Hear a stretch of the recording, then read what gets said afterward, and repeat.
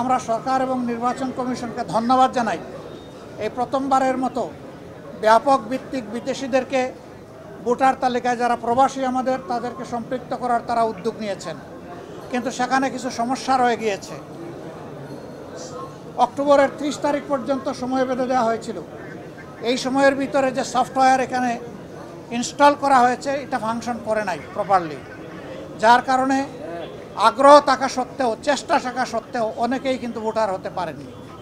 আমাদের দাবি থাকবে নির্বাচন কমিশনের কাছে কমপক্ষে আরও 15 দিন এই সময় বর্ধিত করা হোক এবং যে জটিলতাগুলো রয়েছে সেগুলা সহজ করে তাদেরকে ভোটার হওয়ার সুযোগ তৈরি করে দেওয়া হোক। আরও কিছু সমস্যা আছে, কিছু শর্ত জুড়ে দেওয়া হয়েছে। আমরা বলবো একজন নাগরিকের প্রমাণের জন্য তার আইডি কার্ড, ন্যাশনাল আইডি যথেষ্ট। তার পাশাপাশি যদি তার একটা পাসপোর্ট থাকে, ভ্যালিড পাসপোর্ট, তাহলে আর কিছুরই প্রয়োজন হয় না। আপনারা এত সকালে এখানে কষ্ট করে এসেছেন, আমি সবাইকে ধন্যবাদ জানাবার আগে আরেকবার আপনাদের আন্তরিক সহযোগিতা কামনা করব। আসলে আপনারা জাতির, ব্যক্তিগতভাবে জাতির বিবেক, আর আপনাদের হাউসগুলো দর্পণ। আমরা সমাজের এই দর্পণ এবং জাতির বিবেকের কাছে দেশ গড়ার অভিযাত্রায় জামাতে ইসলামী যে সমস্ত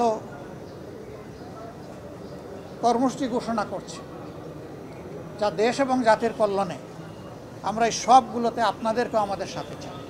আলহামদুলিল্লাহ। প্রথম প্রশ্ন হলো আমি নির্বাচিত হয়েছি না, আমি নির্বাচিত হইনি।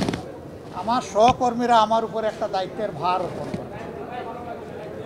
এই দায়িত্বটা বড় ভারী। আপনারা দোয়া করবেন দেশ এবং দিনের জন্য এই দায়িত্ব পালনে আল্লাহ যেন আমাকে সাহায্য করেন, আর পাশাপাশি আমি আপনাদেরও সহযোগিতা চাই। বিএনপি তারাও চূড়ান্ত তালিকা প্রকাশ করেনি। আমি দেখেছি 237টা আসনে তারা তালিকা প্রকাশ করেছেন, আবার প্রশ্ন উত্তরে বলেছেন এটি চূড়ান্ত নয়, এর মধ্যেও পরিবর্তন আসতে পারে। আমরা কিন্তু 1 বছর আগেই প্রায় এই তালিকা বিভিন্নভাবে আঞ্চলিকভাবে আমরা এটা জানিয়ে দিয়েছি। চূড়ান্ত তালিকাটা সময় মতো আমরা ইনশাল্লাহ কেন্দ্রের পক্ষ থেকে ঘোষণা করব। তবে যেহেতু আমরা একা ইলেকশন করব না, আরও অনেকে আমরা ধারণ করব, দেশ এবং জাতির স্বার্থে সব দিক বিবেচনা করেই চূড়ান্তভাবে যথাসময় ইনশাল্লাহ আমরা প্রার্থী ঘোষণা করব। কেন আমাদের মধ্যে মতানৈক্য হোক, তবে দোয়া করেন মত বিরোধ যেন না হয়। মতের ভিন্নতা থাকবে, এটাই গণতন্ত্রের সৌন্দর্য। সব দল তো এক দল নয়, সবগুলা দল ভিন্ন ভিন্ন, তাদের দৃষ্টিভঙ্গিতেও কিছু পার্থক্য থাকবে, এটাই স্বাভাবিক। আমরা সকলের মতকে শ্রদ্ধার সাথে দেখি, তবে আমরা নিজেরা যে মতটা প্রকাশ করি, আমরা চেষ্টা করি চিন্তা ভাবনা করে জাতির স্বার্থেই সেই মতগুলা প্রকাশ করার। অতএব মতানৈক্য এটা ডেমোক্রেসির সৌন্দর্য।